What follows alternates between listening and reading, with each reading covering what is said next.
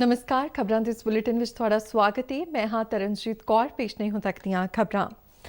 ਪ੍ਰਧਾਨ ਮੰਤਰੀ ਨਰਿੰਦਰ ਮੋਦੀ ਨੇ ਕਿਹਾ ਕਿ ਚੁਣੌਤੀ ਜਿੰਨੀ ਵੀ ਵੱਡੀ ਹੋਵੇ, ਭਾਰਤ ਦਾ ਜਿੱਤ ਦਾ ਸੰਕਲਪ ਵੀ ਉਨਾ ਵੱਡਾ ਰਿਹਾ ਹੈ। ਆਕਾਸ਼ਵਾਣੀ ਦੇ ਮਨ ਕੀ ਬਾਤ ਪ੍ਰੋਗਰਾਮ ਦੀ 77ਵੀਂ ਕੜੀ ਦੌਰਾਨ ਦੇਸ਼ਵਾਸੀਆਂ ਨੂੰ ਸੰਬੋਧਨ ਕਰਦਿਆਂ ਪ੍ਰਧਾਨ ਮੰਤਰੀ ਨੇ ਕੋਵਿਡ-19 ਮਹਾਮਾਰੀ ਸੰਬੰਧੀ ਵੱਖ-ਵੱਖ ਪਹਿਲੂਆਂ ਬਾਰੇ ਗੱਲਬਾਤ ਕੀਤੀ। ਉਨ੍ਹਾਂ ਕਿਹਾ ਕਿ ਮਹਾਮਾਰੀ ਦੀ ਰੋਕਥਾਮ ਲਈ ਸਾਡੇ ਡਾਕਟਰ, ਨਰਸਾਂ ਤੇ ਪਹਿਲੀ ਕਤਾਰ ਦੇ ਯੋਧੇ ਆਪਣੀ ਖੁਦ ਦੀ ਚਿੰਤਾ ਛੱਡ ਕੇ ਦਿਨ-ਰਾਤ सेवा ਵਿੱਚ जुटे हुए ਨੇ। चुनौती कितनी ही बड़ी हो, भारत का विजय का संकल्प भी हमेशा उतना ही बड़ा रहा है। देश की सामूहिक शक्ति और हमारे सेवा भाव ने देश को हर तूफान से बाहर निकाला है।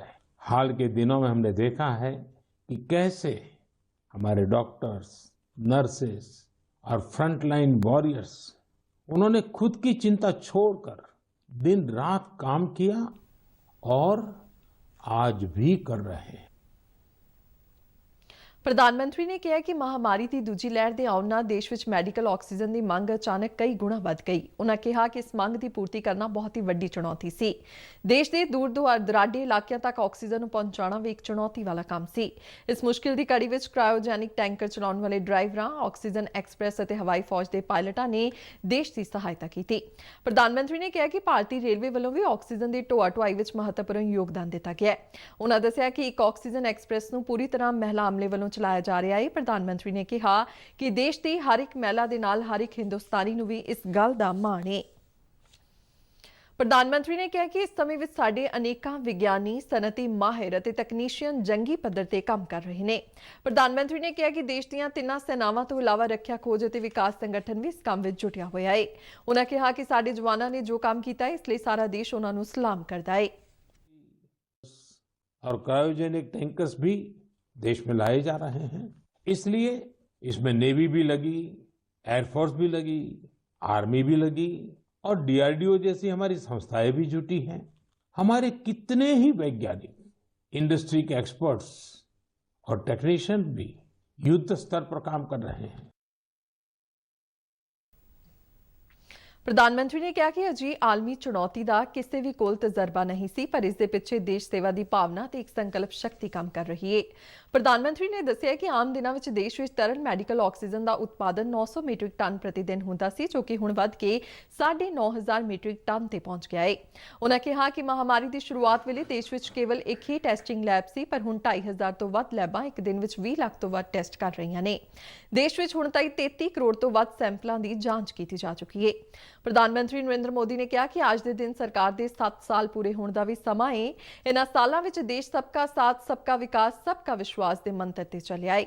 ਉਨ੍ਹਾਂ ਕਿਹਾ ਕਿ ਹੁਣ ਭਾਰਤ ਆਪਣੇ ਖਿਲਾਫ ਸਾਜ਼ਿਸ਼ ਕਰਨ ਵਾਲਿਆਂ ਨੂੰ ਮੂੰਹ ਤੋੜ ਜਵਾਬ ਦਿੰਦਾ ਹੈ ਤਾਂ ਸਾਡਾ ਆਤਮ ਵਿਸ਼ਵਾਸ ਹੋਰ ਵੀ ਵਧਦਾ ਹੈ। ਪ੍ਰਧਾਨ ਮੰਤਰੀ ਨੇ ਕੇਂਦਰ ਵਿੱਚ ਸਰਕਾਰ ਦੇ 7 ਵਰ੍ਹੇ ਪੂਰੇ ਹੋਣ ਤੇ ਵੱਖ-ਵੱਖ ਪ੍ਰਾਪਤੀਆਂ ਦਾ ਵੀ ਜ਼ਿਕਰ ਕੀਤਾ। ਖੇਤੀਬਾੜੀ ਦਾ ਜ਼ਿਕਰ ਕਰਦਿਆਂ ਪ੍ਰਧਾਨ ਮੰਤਰੀ ਨੇ ਕਿਹਾ ਕਿ ਮਹਾਮਾਰੀ ਦੇ ਇਸ ਦੌਰ ਵਿੱਚ ਖੇਤੀ ਅਰਥਚਾਰੇ ਨੇ ਆਪਣੇ ਆਪ ਨੂੰ ਕਾਫੀ ਹੱਦ ਤੱਕ ਸੁਰੱਖਿਅਤ ਰੱਖ ਕੇ ਪ੍ਰਗਤੀ ਕੀਤੀ ਹੈ। ਉਨ੍ਹਾਂ ਕਿਹਾ ਕਿ ਇਸ ਦੌਰਾਨ ਸਾਡੇ ਕਿਸਾਨਾਂ ਨੇ ਰਿਕਾਰਡ ਉਤਪਾਦਨ ਕੀਤਾ ਹੈ ਅਤੇ ਰਿਕਾਰਡ ਖਰੀਦ ਵੀ ਕੀਤੀ ਗਈ ਹੈ। ਉਨ੍ਹਾਂ ਦੱਸਿਆ ਕਿ ਕਈ ਥਾਵਾਂ ਤੇ ਕਿਸਾਨਾਂ ਨੂੰ ਸਰੋਂ ਦੀ ਫਸਲ ਲਈ ਘੱਟੋ-ਘੱਟ ਸਮਰਥਨ ਮੁੱਲ ਤੋਂ ਵੀ ਜ਼ਿਆਦਾ ਅਦਾਇਗੀ ਕੀਤੀ ਗਈ ਹੈ।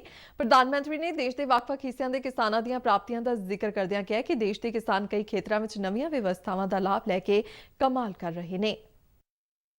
किसानों ने रिकॉर्ड उत्पादन किया तो इस बार देश ने रिकॉर्ड फसल खरीदी भी की है। इस बार कई जगहों पर तो सरसों के लिए किसानों को एमएसपी से भी ज्यादा भाव मिला है। रिकॉर्ड खाद्यान्न उत्पादन की वजह से ही हमारा देश हर देशवासी को संबल प्रदान कर पा रहा है। ਪ੍ਰੋਗਰਾਮ ਦੇ ਅੰਤ ਵਿੱਚ ਪ੍ਰਧਾਨ ਮੰਤਰੀ ਨੇ ਕਿਹਾ ਕਿ ਆਲਮੀ ਮਹਾਮਾਰੀ ਦਰਮਿਆਨ ਭਾਰਤ ਸੇਵਾ ਤੇ ਸਹਿਯੋਗ ਦੇ ਸੰਕਲਪ ਨਾਲ ਅੱਗੇ ਵਧ ਰਿਹਾ ਹੈ। ਉਨ੍ਹਾਂ ਕਿਹਾ ਕਿ ਅਸੀਂ ਮਹਾਮਾਰੀ ਦੀ ਪਹਿਲੀ ਲਹਿਰ ਵਿੱਚ ਵੀ ਪੂਰੇ ਹੌਂਸਲੇ ਨਾਲ ਲੜਾਈ ਲੜੀ ਸੀ ਅਤੇ ਇਸ ਵਾਰ ਵੀ ਚੱਲ ਰਹੀ ਲੜਾਈ ਵਿੱਚ ਭਾਰਤ ਜੇਤੂ ਹੋਵੇਗਾ। ਪ੍ਰਧਾਨ ਮੰਤਰੀ ਨੇ ਨਾਗਰਿਕਾਂ ਨੂੰ 2 ਗਜ ਦੀ ਦੂਰੀ, ਮਾਸਕ ਪਹਿਨਣ ਅਤੇ ਵੈਕਸੀਨ ਲਗਵਾਉਣ ਦੀ ਅਪੀਲ ਕਰਦਿਆਂ ਅਵੇਸਲੇ ਨਾ ਹੋਣ ਦੀ ਸਲਾਹ ਦਿੱਤੀ। ਡੀਡੀ ਪੰਜਾਬੀ ਦੇ ਖਬਰਾਂ ਦੇ ਬੁਲੇਟਿਨ ਸਾਡੇ ਦਰਸ਼ਕ YouTube channel RNU DDK Jalandhar ਤੇ ਵੀ ਵੇਖ ਸਕਦੇ ਨੇ ਅਤੇ ਇਹ ਬੁਲੇਟਿਨ RNU ਜਲੰਧਰ ਦੇ ਟਵਿੱਟਰ ਹੈਂਡਲ ਅਤੇ Facebook ਪੇਜ ਤੇ ਉਪਲਬਧ ਨੇ। ਤੇ ਇਸ ਦੇ ਨਾਲ ਹੀ ਖਬਰਾਂ ਦਾ ਇਹ ਬੁਲੇਟਿਨ ਖਤਮ ਹੁੰਦਾ ਹੈ। ਆਗਿਆ ਦਿਓ। ਨਮਸਕਾਰ।